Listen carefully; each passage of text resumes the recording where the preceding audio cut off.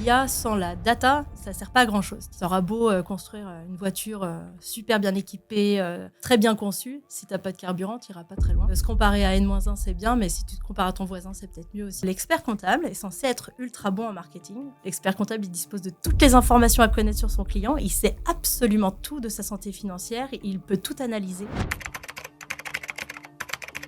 La profession, elle est amenée à se réinventer, à se transformer.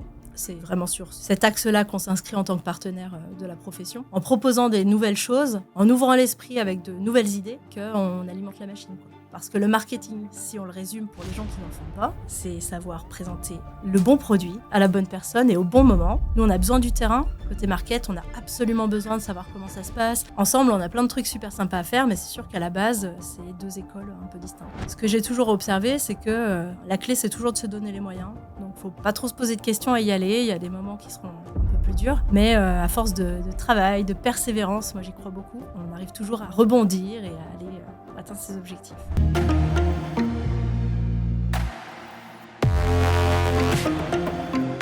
Salut et bienvenue dans un nouvel épisode du podcast Les Geeks des Chiffres. J'espère que vous avez la pêche. Aujourd'hui, nouvelle masterclass avec mon invité qui est Marlène Roux, directrice marketing chez un éditeur de logiciels qui s'appelle Fool. Et donc, j'aime beaucoup le nom parce que Fool, eh bien, c'est assez évocateur. On va parler aujourd'hui dans cet épisode, ma chère Marlène, du marché de l'expertise comptable. Et puis, j'aimerais qu'on aborde aussi certains sujets sur l'avenir de la profession, sur les compétences que les cabinets doivent mobiliser justement pour encore exister dans les 2 à 5 prochaines années. Et puis, c'est aussi intéressant, c'est que toi, tu ne viens pas de cet univers de l'expertise comptable. Et donc, il a fallu que tu trouves aussi, pour cette cible, chez Fool, un discours qui va permettre de les sensibiliser, de les éveiller, de les éduquer aussi à développer surtout certaines autres compétences. Au moment où on sort cet épisode, vous allez mettre des choses en place pour aider la profession à progresser. C'est aussi intéressant parce que moi, j'ai aussi cette lecture dans le monde du cabinet, de l'expertise comptable, où il y a plein de choses qui arrivent.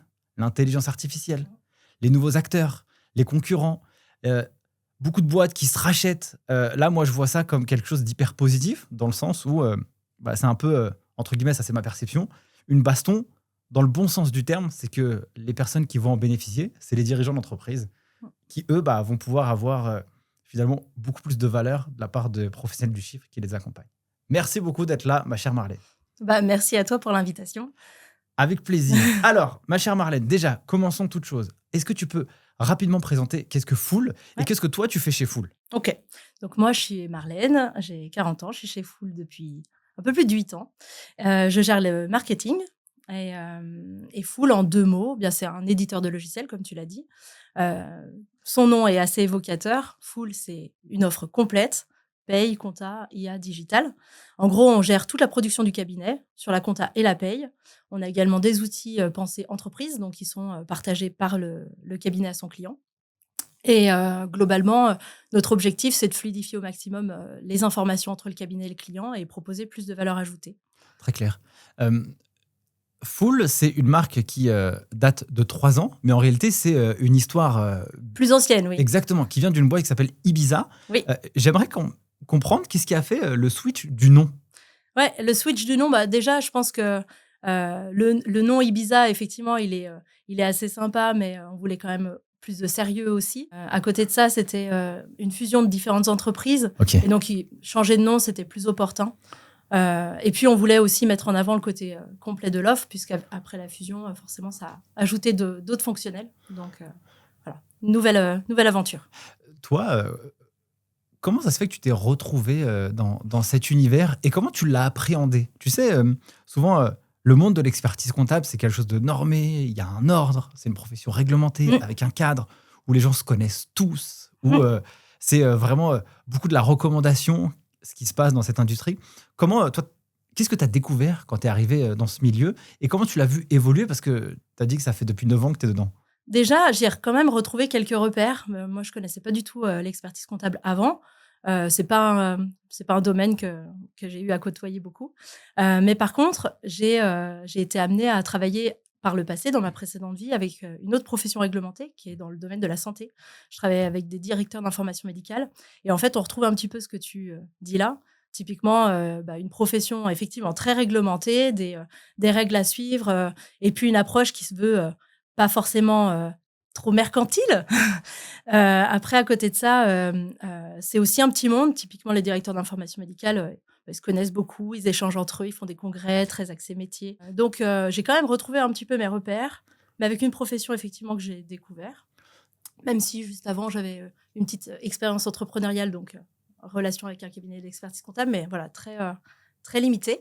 Et puis, j'avais mes petits a priori de départ. Quand t'arrives, c'est clair, tu m'étonnes. voilà, personne ne m'en voudra. Et puis, j'ai progressivement déjà rencontré des personnes, beaucoup, des gens à chaque fois super sympas. Donc ça, c'est quand même le premier point qui m'a interpellée. C'est vrai que je trouve que les experts comptables avec lesquels j'échange sont ultra accessibles, sont vraiment à fond dans la convivialité. C'est pas du tout l'image qu'on s'en fait, et pour autant, à côté, un gage de sérieux, forcément. Ah, c'est intéressant ça, ce que tu dis là, parce que c'est vrai que les gens parfois ont cette tendance à imaginer que c'est très normé, ça blague pas, ça rigole pas. Période fiscale pendant 10 ans, t'es fatigué, t'as pas de cheveux, t'as des lunettes. Là, j'y vais dans les clichés les plus Et totales. tous les dossiers. Ouais, exactement. Et t'es derrière tous tes dossiers, avec Ouais. dans tes comptes, etc.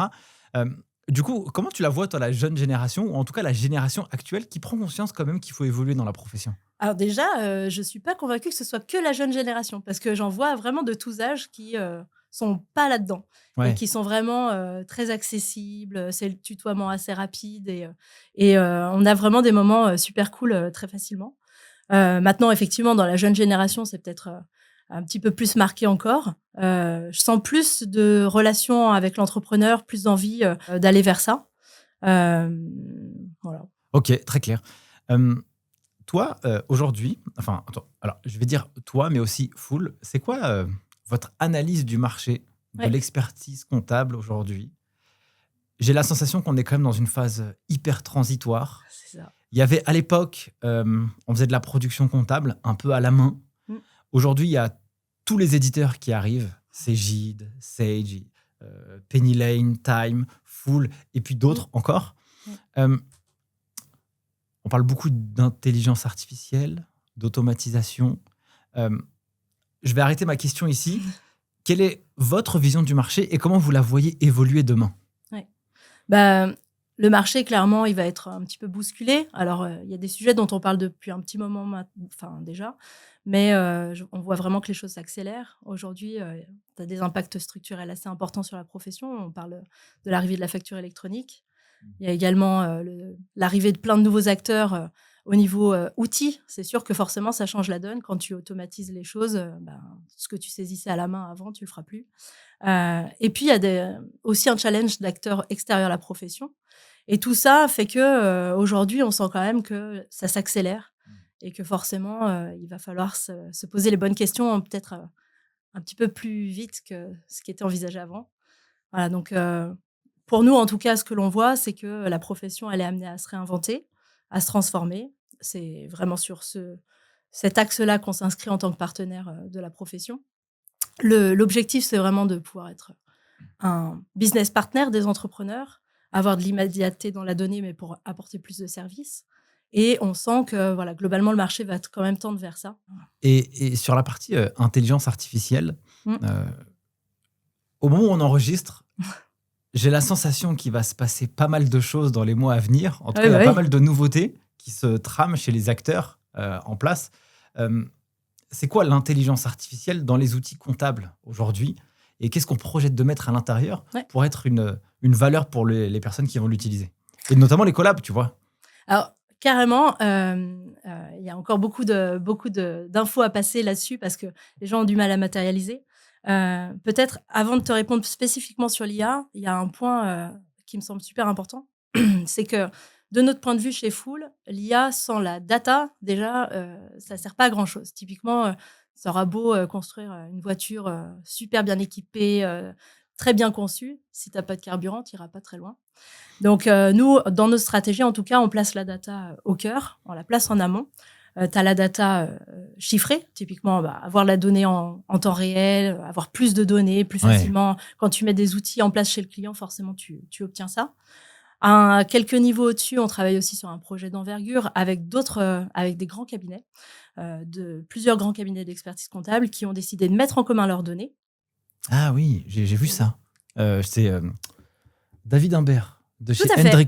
que tu as eu, qui t'en a parlé sans doute. Exactement. Et dans le cadre de l'épisode qu'on a enregistré ensemble, justement, il parlait de ça. Bah, du coup, vous vous êtes Voilà. mis On avec eux. on est là-dedans, Ok. effectivement, et l'objectif, c'est de pouvoir mutualiser des données. Ça a plusieurs centaines de milliers d'entreprises qui auront des données, on aura des données communes sur plusieurs centaines de milliers d'entreprises pour pouvoir produire des analyses, des comparaisons. Donc, tout ça est modélisé secteur par activité, par secteur d'activité, pardon. Et donc, c'est un projet qu'on a annoncé en septembre dernier. Et aujourd'hui, ça se concrétise. Depuis quelques mois, on a déjà des travaux qui ont été mis en place concrètement dans les outils. Ah, cool. Et on va être en mesure de présenter des choses assez sympas au Congrès de Marseille, notamment.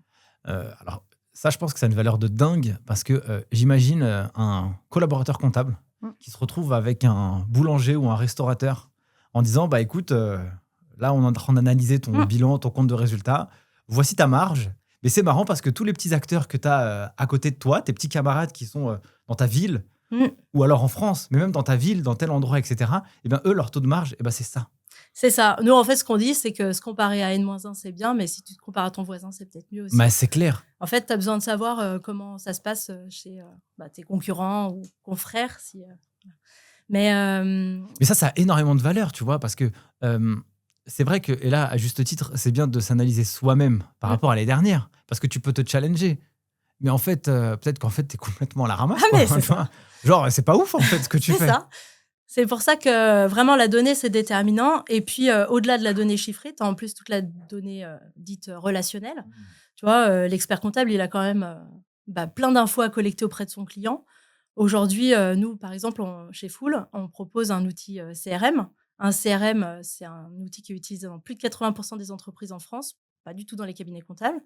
Concrètement, qu'est-ce que c'est ? C'est un donc Customer Relationship Management. Donc, tu connais sans doute déjà le terme, toi, mais je dis ça plus pour ceux qui nous écoutent. C'est un outil qui aide à la relation client, dans lequel tu peux collecter tout un tas d'informations, savoir sur quel projet est ton client, de quoi il est équipé, parce qu'on le sait, avec la facture électronique, il va falloir s'assurer d'un équipement. On ne fera pas les factures sur du Word. Ouais, carrément. Donc voilà, savoir d'où partent tes clients, savoir avec quel partenaire aussi ils travaillent aujourd'hui, avoir toute cette connaissance et ces données plus les données financières que tu as sur ton client, normalement, ça t'amène à faire pas mal de choses. Et à partir de ça, tu places de l'IA. Et là, dès que tu mets de l'IA, tout est décuplé. Chez Full, parce que tu dis, on parle beaucoup d'IA, on va en parler de plus en plus, il va se passer des choses. Chez Full, typiquement, il y a des choses en matière d'IA qui sont en place déjà depuis un moment. On a le Smart Forecast dans Full Dashboard qui, je crois, si je ne dis pas de bêtises, est là depuis 2 ans. Ok. Tu veux que je t'explique un petit peu ? Ouais, je veux bien. Donc, le Smart Forecast, c'est en fait un prévisionnel intelligent, comme son nom l'indique. Et en gros, il te calcule automatiquement dans un tableau de bord pour l'entrepreneur. Il regarde toutes les tendances et la saisonnalité de l'activité de l'entreprise. Et il te fait une projection sur 12 mois. Ok. Et pour ça, ça utilise le machine learning. Donc, en gros, c'est un modèle qui est recalculé tous les mois. Ça rechallenge le calcul tous les mois. Et ça te permet d'avoir de la visibilité. Soit pour toi, entrepreneur, si tu as accès au dashboard parce que ton expert comptable te l'a partagé. Soit pour le collaborateur ou l'expert comptable qui va... du coup, savoir conseiller son client. Ok, donc en fait, ça veut dire que là, ça contrecarre un peu cette perspective où tu te dis, bon, bah écoute, on va faire le budget l'année prochaine et puis, allez, 5% de croissance, quoi, tu vois. Là, normalement, tu as quand même des éléments pour savoir un peu plus concrètement où tu vas. Ouais, je vois. En tout cas, ça peut déjà vraiment bien te mâcher le travail pour que toi, après, est-ce que tu peux le mettre à jour ou en tout cas le réagencer, ce budget, ou pas ? Alors, après, bien évidemment, en fait, nous, notre vision chez Full, c'est que de toute façon, tu as des choses qui sont pré-mâchées. Et après, bien évidemment, il y a tout le travail qui est fait, toute l'expertise. Aujourd'hui, l'expert comptable, il a quand même un haut niveau d'études qui lui permet d'aller bien plus en détail sur l'analyse, apporter aussi, lui, sa connaissance du client. Donc, oui, bien sûr, il faudra moduler les choses. Mais au moins, la base, elle est gérée. Ok. Et au niveau de la production comptable, comment l'outil il va venir automatiser au plus les tâches. Et je te pose cette question parce qu'elle est importante. Moi, j'ai 2 visions du marché. On a quand même une école en ligne où on a formé plus de 11 000 personnes. Ouais. Et puis, il y a aussi une grosse audience qui nous suit. Et on reçoit chaque semaine des messages. Est-ce que je dois m'orienter encore dans la comptabilité ? J'ai Dieu. peur que mon job, eh bien, il soit en fait finalement disrupté. C'est quoi le message que... Alors, moi, ma vision, elle est claire. Ouais. Moi, j'ai pas d'inquiétude pour eux. J'ai d'inquiétude s'ils ne se forment pas et qui élèvent Ouais, pas bien leurs sûr. compétences. Mais du coup, qu'est-ce que toi, tu pourrais leur dire à ces Allez-y, absolument. Ouais, forcément, moi, à mon niveau, ce que je pense, c'est que c'est un merveilleux métier, qu'il y a plein de choses à faire. Ce qu'il y a de sûr, c'est qu'on ne peut pas le faire de la même manière qu'il y a 20 ans. Aujourd'hui, les outils, ils viennent changer la donne, ils viennent automatiser plein de choses. Mais c'est justement l'opportunité parfaite de faire ce pourquoi on est là normalement à la base. C'est avoir utilisé toute sa force intellectuelle pour mieux conseiller le client, avoir un coup d'avance, être proactif. Je trouve que ça a beaucoup plus de valeur ajoutée, ça devrait encore plus les intéresser justement. Bah, ouais, c'est hyper intéressant parce que c'est vrai qu'on fait rarement 5 ou 8 ans d'études. Donc, si je prends en compte Oui, le voilà. DEC pour faire de la saisie comptable, quoi. C'est vrai que C'est un peu dommage. carrément. Enfin, moi, à Et, mon niveau, en tout cas, c'est ce que je me dis en regardant ça et je pense qu'il y a plein de compétences à mettre à profit. Mais et, ça s'accompagne. et Marlène, du coup, j'ai une question qui me vient. Ça fait donc presque 9 ans maintenant que tu es dans l'entreprise et que tu côtoies cette profession. Selon toi, quelles sont les missions qui sont finalement sous-exploitées par les cabinets comptables qui pourraient, eux, mettre en place dans leur cabinet pour finalement augmenter Ouais. leur chiffre d'affaires ou justement contrecarrer le fait que tu fais moins de production comptable, mais qu'est-ce que tu fais? Parce que Oui, le mot, oui, le, ok, on le- arrête, mais qu'est-ce qu'on fait ouais, après? le mot conseil, il est super, il est utilisé dans tous les sens. Et du coup, je sais pas, est-ce que avec l'analyse du terrain que tu peux en avoir depuis tout ce temps-là, Ouais. est-ce que tu as des choses qui se dessinent Qui ou se des dessinent? tendances? Pour moi, tu as 3 grandes tendances que tu peux observer. Tu as ceux qui peuvent se spécialiser sur des secteurs d'activité, être un expert dans le métier de son client. Ça fait sens. Typiquement, quand on parlait du projet de données mutualisées et de secteur d'activité, en fait, tu choisis un ou plusieurs secteurs dans lesquels tu te spécialises, tu es plutôt bon. Et avec ton approche, ta compétence sur la donnée financière, forcément, tu vas pouvoir accompagner ton client de façon plus spécifique et savoir lui dire ce sur quoi il doit bosser, les points de vigilance à avoir. Aussi la possibilité de se spécialiser d'un point de vue sur une technicité. Typiquement, il y a des missions qui se développent aujourd'hui en matière de RSE. Je pense vraiment que l'expert comptable, il a un rôle déterminant à jouer là-dessus. Et puis, t'entends beaucoup parler aussi du full service. Alors, full avec Ouais, carrément. 2 L seulement. On aime bien, ça nous fait de la promo. Mais le full service, c'est être beaucoup plus proche de l'entreprise, être vraiment au quotidien avec l'entreprise, faire du secrétariat de direction, gérer la facturation, gérer le financement. Et du coup, voilà, il y a plein d'options, quoi. D'ailleurs, je prends souvent cette référence que j'ai fait avec un, un épisode de podcast avec une fille qui s'appelle Marie, qui était ancienne associée France chez Mazars, et qui disait, mais Nicolas, en fait, les entrepreneurs, ils auront toujours des problèmes, quoi. Et ils voudront pas les gérer, en fait. Tu vois. Donc nous, on est Ah tranquille. clairement, je suis issue d'une famille d'entrepreneurs. Mon mari lui-même est entrepreneur. Je vois ça au quotidien. Tout ce qui peut être géré par l'expert comptable sera le bienvenu. Donc oui, il y a matière. Euh, Très clair. Aujourd'hui, dans le service marketing, chez Full, vous êtes combien? Ouais. Marketing. Yes. Ouais, parce que j'allais te dire, on est 265. Non, mais en fait, non, marketing, on est 5. Ok, ouais, ok, ça marche. Ouais, c'est vraiment une entreprise de développeurs, de gens métiers. Et marketing, on est une petite équipe à taille humaine. Alors, du coup, dans cette équipe, qu'est-ce que vous mettez en place justement pour à la fois capter de la visibilité pour votre outil, mais aussi pour apporter de la valeur à votre audience cible? Comment vous faites justement pour les préparer à ce monde à venir? Oui, clairement, c'est sûr que tout ça, ça s'accompagne. Alors nous, de notre côté, comme on y croit beaucoup, on a envie de mettre en place plein de trucs. Alors parfois, on va un petit peu trop loin dans nos idées, mais concrètement, l'année dernière, on a mis en place un événement qui s'appelle le Full Day, qui était au Parc Floral, avec un contenu un peu disruptif, notamment eu une conférence sur le punk management Ok. pour des experts comptables. Ah, c'est trop bien. Voilà. Mais on essaye, tu vois, de secouer un petit peu, de sortir un petit peu des sentiers battus, changer un petit peu ce qui se pratique. Là, en ce moment, on organise des événements digitaux avec tout un tas de... t'as 2 émissions et 4 masterclass, donc on va dépiler pas mal de sujets différents. Nous, ce qu'on se dit, c'est que c'est en proposant des nouvelles choses, en ouvrant l'esprit avec de nouvelles idées, qu'on alimente la machine, quoi. Très clair. Et c'est quoi, par exemple, le type de contenu ou si je prends les Ouais. masterclass, c'est sur quelle typologie de sujet? Ouais, je peux t'expliquer un petit peu. En gros, déjà, donc ça s'appelle les Full E-Days. Ok. Full Day en présentiel l'année dernière, E-Days cette année. L'objectif global, c'est d'accompagner pour la transformation. Et tu as 4 grands axes. Tu as la data, l'IA, CRM et marketing. Voilà. Donc, on va dépiler une partie de ces sujets-là. Il est prévu d'en faire encore d'autres en fin d'année.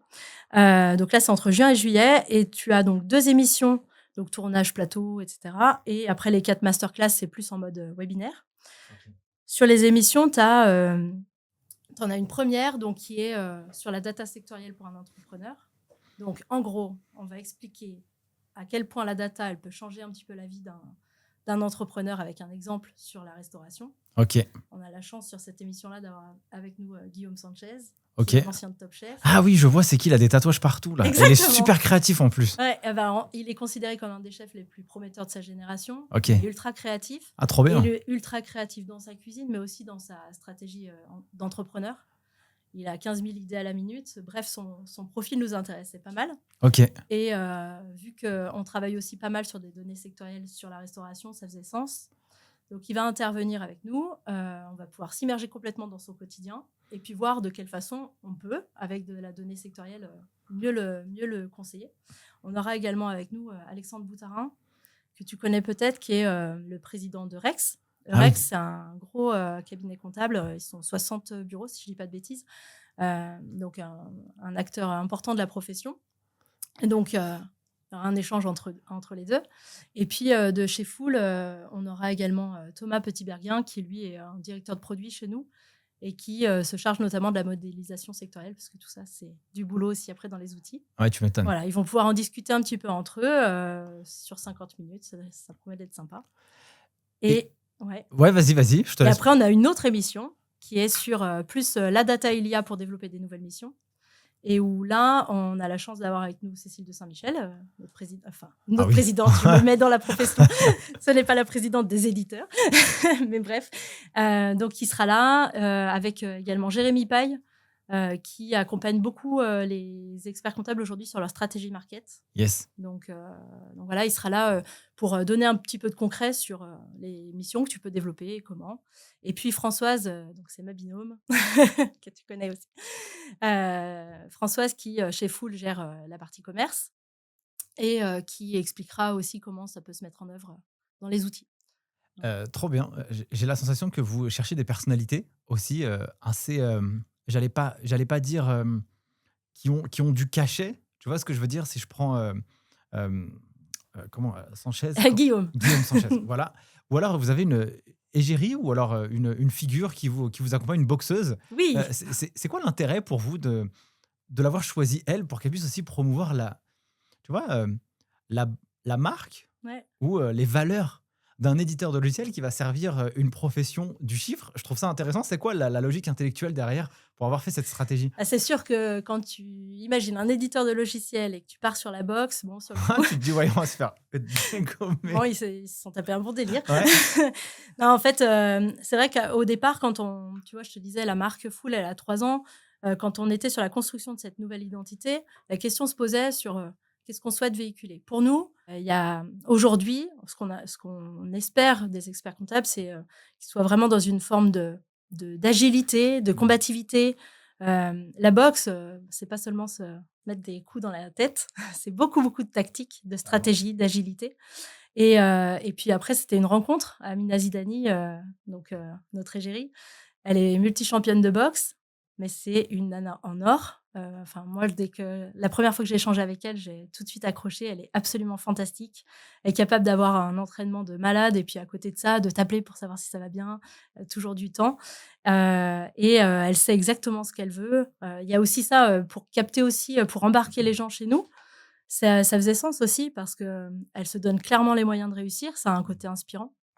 Et pour la petite histoire, elle a été sélectionnée pour les JO de Paris cet été. C'était son objectif de départ. Pour l'instant, elle arrive toujours à obtenir ce qu'elle veut. Donc, on espère qu'elle gagnera. Trop bien. Écoute, je pense qu'on est sur une espèce de masterclass marketing aussi, tu vois, sur le branding. Je trouve que c'est intéressant. Tu vois, on disait en off, les experts comptables, ils doivent maîtriser le marketing. Mais plus encore, moi, je suis persuadée qu'il devrait être bien meilleur que mon équipe, que tous les gens qui font du market. Parce que, tu vois, le marketing, en fait, à la base, quand on en parle dans les cabinets comptables, les mentalités changent, hein, mais ça reste quand même compliqué. Ouais, tu m'étonnes. Quand on sait que c'est pas trop présent aussi dans les formations, forcément, ça joue. Mais tu vois, si je te partage une anecdote, je crois que c'était l'année dernière, on avait organisé des événements et lors d'un échange avec une expert comptable, on lui demande si elle a prévu de venir. Puis elle dit « Oh là là, mais mon Dieu, mais il n'y a pas moyen. J'ai vu un très vilain mot dans votre communication. » Ah bon? Ok. Je me dis « Merde, qu'est-ce qu'on a fait ?» Et en fait, c'était le mot marketing. Pour elle, c'était presque une insulte. Et quand tu vis ce genre de truc, ça te frappe parce que clairement, je pense qu'il y a encore du chemin à faire. Mais pour autant, je pense que l'expert comptable est censé être ultra bon en marketing. Parce que le marketing, si on le résume pour les gens qui n'en font pas, c'est savoir présenter le bon produit à la bonne personne et au bon moment.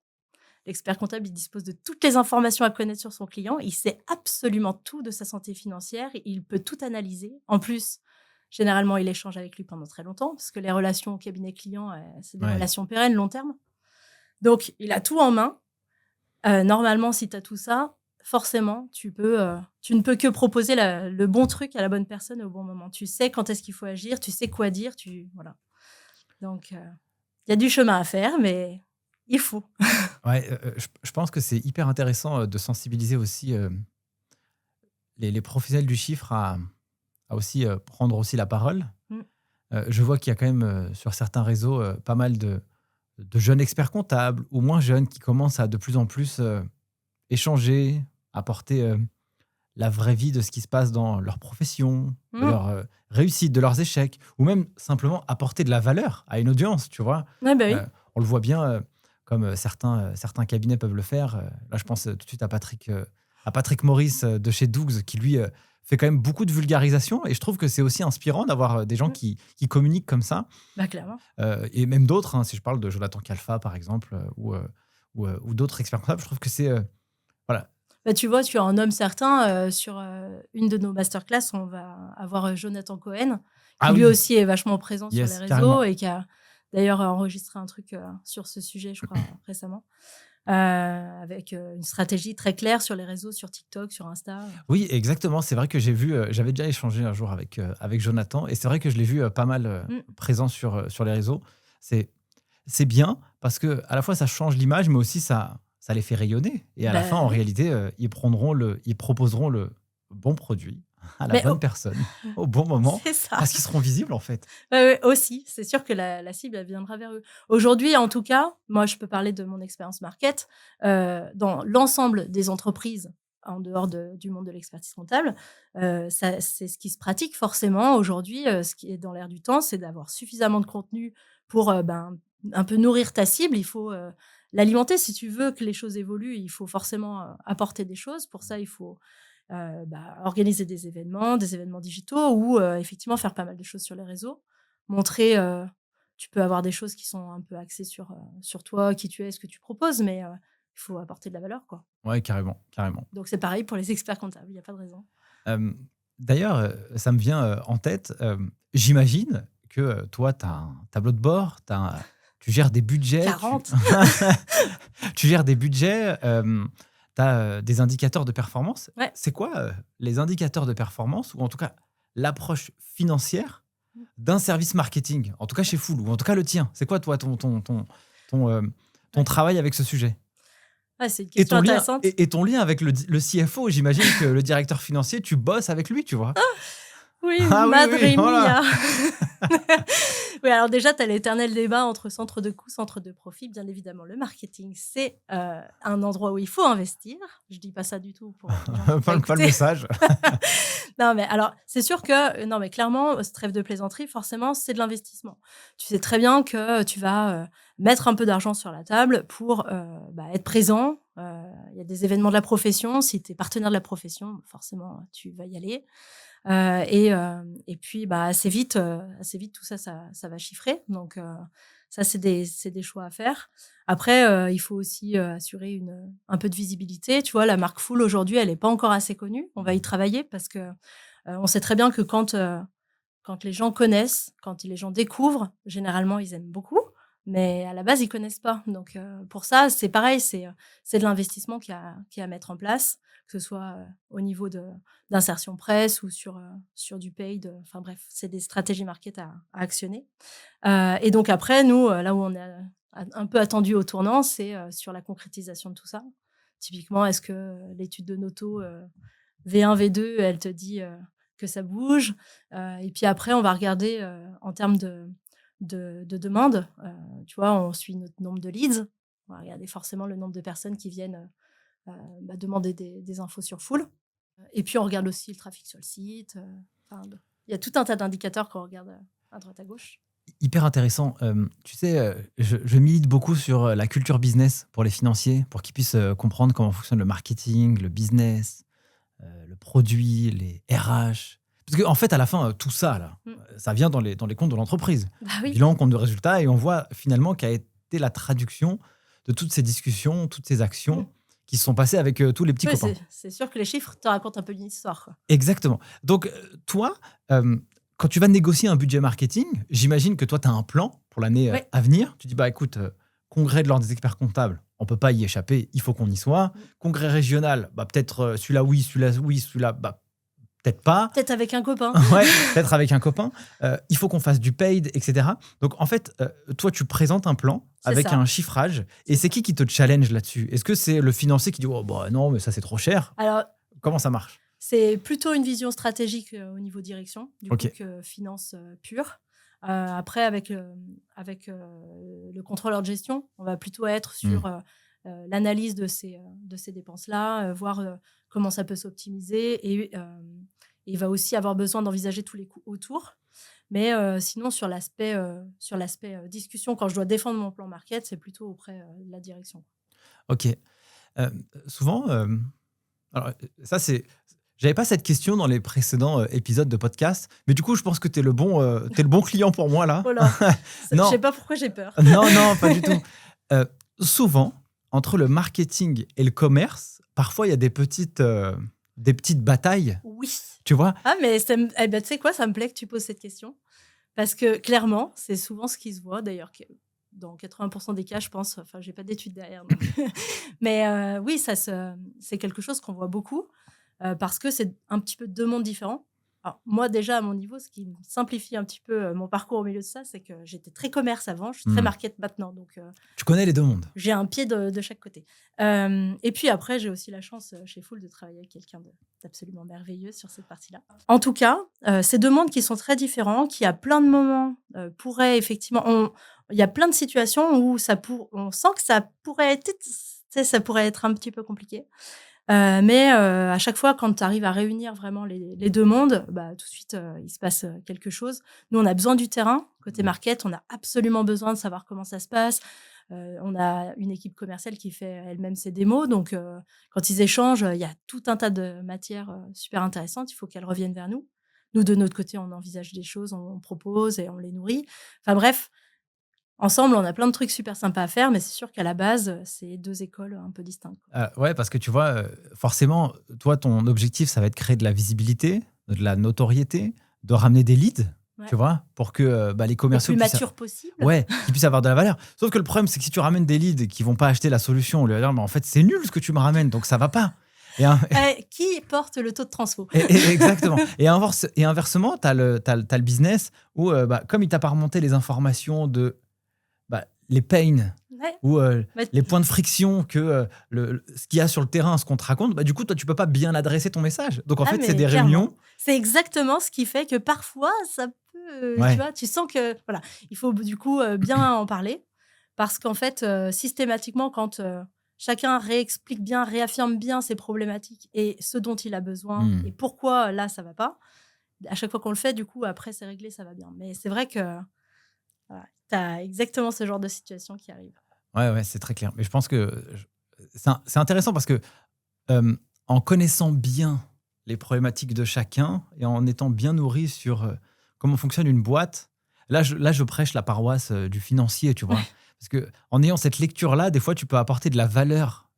Tiens, un entrepreneur qui a 10 salariés, il peut pas avoir un CFO, par exemple, en interne Oui, qui va lui faire qui connaît tout, etc. Donc, parfois, un expert comptable qui a cette vision-là, très business, il peut aussi un peu challenger, tu vois. ouais. Je pense que ça peut avoir de la Bah, valeur. typiquement, sur tout le process, nous, là où la finance nous accompagne, c'est sur l'analyse de, bon, bah, concrètement, si tu veux tant de clients de telle taille, tel volume en termes d'abonnement, bah, il faut mettre quelles actions en place. Enfin, tu sais, après, tu détricotes.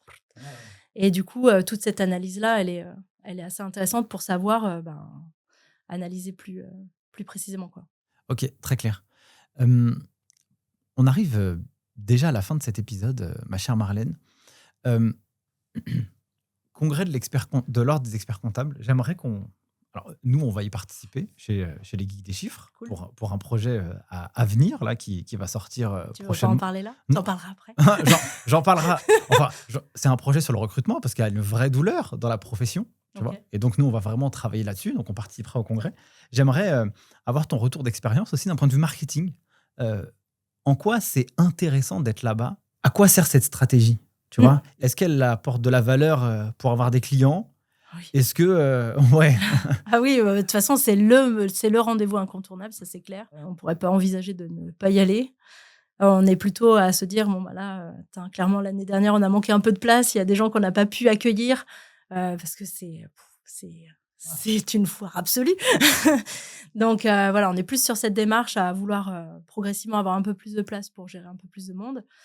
C'est le rendez-vous incontournable dans la mesure où l'expert comptable, je pense qu'il est quand même beaucoup, beaucoup enfin, il est très occupé au quotidien et même s'il sait qu'il faut évoluer sur certains aspects, il s'offrira pas vraiment le temps de la réflexion. Là, le congrès, tu as quand même pendant 3 jours des gens qui sortent un petit peu, qui sortent la tête du guidon, comme on dit. Et donc, c'est un moment, c'est le bon moment pour pouvoir échanger avec eux.